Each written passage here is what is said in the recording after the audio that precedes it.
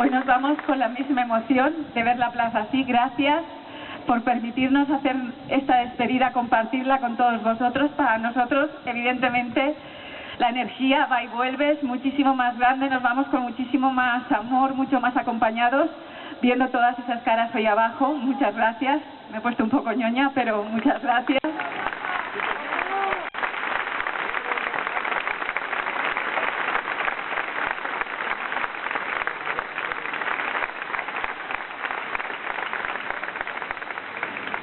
Y me hace muchísima ilusión romper moldes en la despedida, no decir que aquí estaremos el 3 de agosto y ni que os esperamos, porque no vamos a estar esperando respuestas.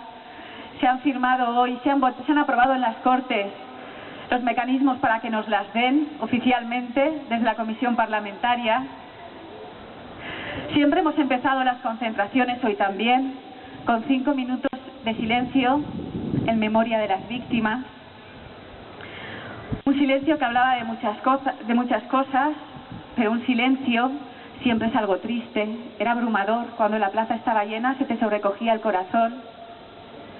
Hoy os pido que nos despidamos de otra forma, con alegría, con un aplauso que resuene en nuestra alma.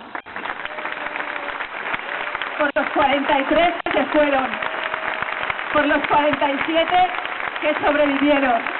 Gracias, gracias. Gracias.